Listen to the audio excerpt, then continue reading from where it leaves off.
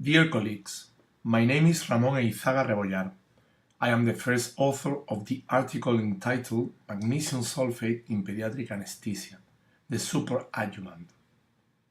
This brief audio will be performed using the hallmark of the article title, SUPA, as an acronym of the terms safety, utility, profitability, expectation, and reflection, in order to highlight the key points of the paper. First term, safety. Magnesium sulfate's safety profile is rather optimal due to its pharmacokinetic properties such as short duration of action and a very high capacity of magnesium renal excretion, and also due to a simple pattern of therapy preparation and administration, preventing medication error. For the reasons above, both adverse effects and overdose toxicity are quite uncommon, provided that renal function is conserved. Second term, utility. Magnesium sulfate's utility and versatility are based on its active participation in most of cellular functions, such as energy production, ion transport modulation, or enzymes activation. This provides magnesium sulfate a number of interesting pharmacological properties in the field of pediatric anesthesia and perioperative care, such as sedation, anticonvulsant effect, analgesia, muscle relaxation, antiarrhythmic effect, and organ protection. Its effectiveness, plus its safety, confers a high therapeutic index on magnesium sulfate. Third term, profitability. Magnesium sulfate is a low-cost drug whose price is less than €1 or $1 per vial.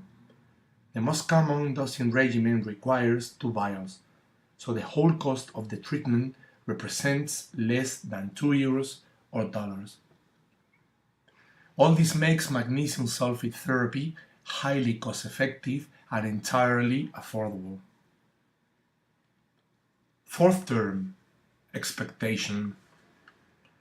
Magnesium sulfate seems to have a promising future in different applications like systemic analgesia, epilepsy, and especially in such a challenging field as organ protection in the setting of hypoxia, ischemia, inflammation.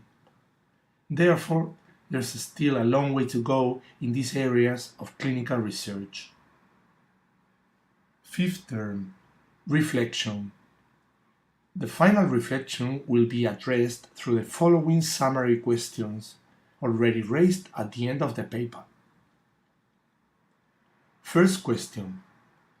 What 3 major biochemical actions at intracellular and membrane level determine the important role of magnesium physiologically and as a multi-tool in pediatric anesthesia? Action number 1. Magnesium activates adenosine triphosphate, ATP, by forming the magnesium ATP complex for energy production and cell function, providing organ protection. Action number 2. Magnesium blocks N-methyl-D-aspartate receptors and so inhibits glutamate excitatory action in neurons and central nervous system, giving sedative, anticonvulsant, and analgesic effects. It also inhibits intracellular influx of calcium and sodium, preventing cell swelling in hypoxia ischemia and achieving neuroprotection. Action number 3. Magnesium blocks calcium channels, inhibiting postsynaptic depolarization and stabilizing the cell membrane, all of which confers analgesic, myorelaxant, spasmolytic, vasodilator, and antiarrhythmic effects. It also inhibits the influx and accumulation of intracellular calcium, preventing cell edema and contributing to organ protection. Second question. Why magnesium sulfate therapy is very safe and overdose toxicity very unlikely in patients with renal normal function? Renal excretion of ultrafiltered magnesium, which represents 80% of serum magnesium, can reach up to 100%. This mechanism is modulated by magnesium serum concentrations.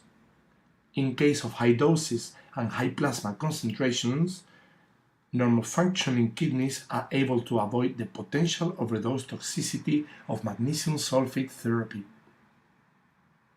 Third question: in which clinical settings magnesium sulfate may have a modulatory role, given its cellular protective effect, to be studied in future research?